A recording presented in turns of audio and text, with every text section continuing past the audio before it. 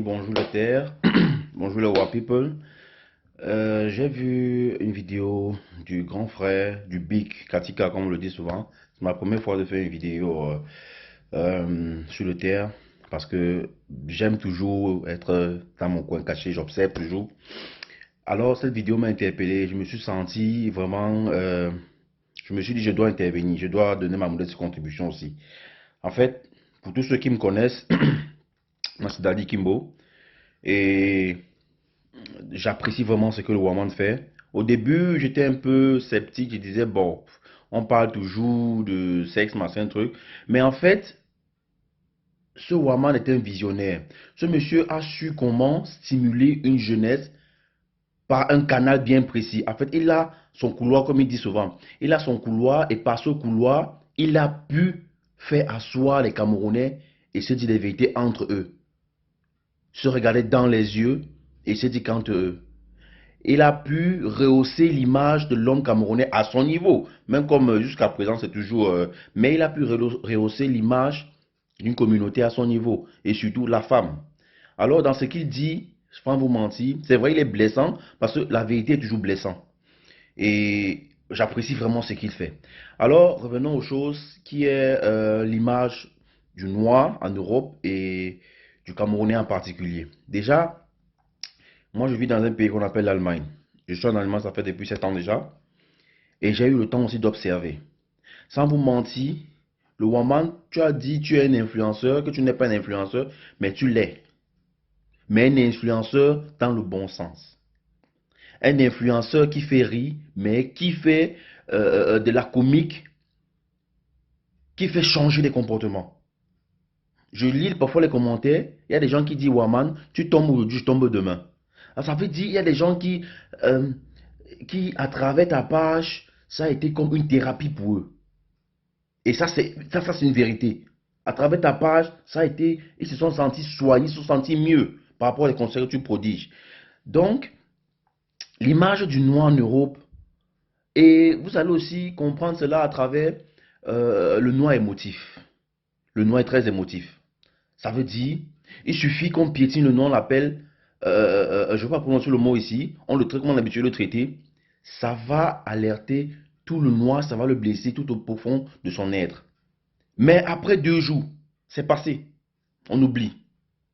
Qu'est-ce qu'on dit comme leçon après d'être blessé dans son être? Qu'est-ce qu'on dit comme leçon de ça? Non. Parce qu'ils vont toujours nous piétiner, ils vont nous demander des excuses, mais ils auront atteint leur objectif. Ils auront atteint leur objectif. Et l'objectif, c'est toujours de nous rappeler notre place. Si vous n'avez pas compris, en fait, le but, c'est toujours nous rappeler notre place.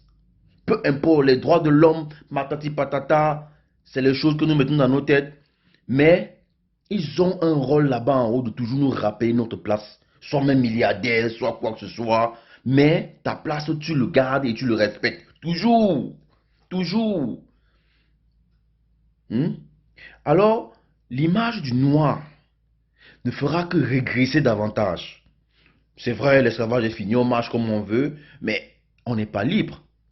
Moralement, mentalement, on n'est pas libre. On n'est pas du tout libre. Je suis en Allemagne. La seule chose où on voit le Camerounais, je parle même du Camerounais, très galvanisé, c'est la fête. C'est la fête. Il n'y a pas une communauté en Allemagne qui fait dans l'événementiel. Je dis même une communauté africaine qui fait dans l'événementiel plus que mon frère camerounais. Mais attention, qu'est-ce qui ne va pas? Qu'est-ce qui ne va pas? Les conneries qu'on appelle challenge là, c'est quoi? 80% du challenge, de leur feuille de route, c'est le divertissement. Et c'est à peine même que les 20% ont réussi à faire du bon travail. Et même quel bon travail. Quel bon travail. J'ai eu à causer souvent avec ceux qui ont institué ce qu'on appelle le challenge, mais quand ils voient ce que c'est devenu aujourd'hui, ils n'ont que les yeux pour pleurer. Parce que ce n'était pas ça la base. Ce n'était pas ça les fondements du challenge. Mais le challenge regroupe, je prends aussi un exemple parce que j'aime prendre les choses que je sais et que je maîtrise. Je suis arrivé en Allemagne en 2012. Je pense que 2012, fin 2000, mi-2012, 2013, le challenge était dans ma ville, en Allemagne, à Dortmund. Ça a été une catastrophe. Ça a été une catastrophe. Le club, c'est-à-dire il y a toujours un mouvement, il y a toujours un groupe qui se porte garant, officialisé, c'est-à-dire ils sont comme une association légale, mais ils ont tellement reçu de l'aide de l'État, mais à la fin, il n'y avait pas des reçus. Parce que quand tu reçois l'aide de l'État, ils peuvent te donner autant d'argent que tu veux, mais tu dois montrer les aboutissements de cet argent, de cet investissement. Ils veulent voir, mais ils n'ont pas reçu parce que chacun a pris et prend la clé des champs. Chacun a pris et prend la clé des champs. Parce que chacun pensait seulement à son ventre. Et ils ont été tellement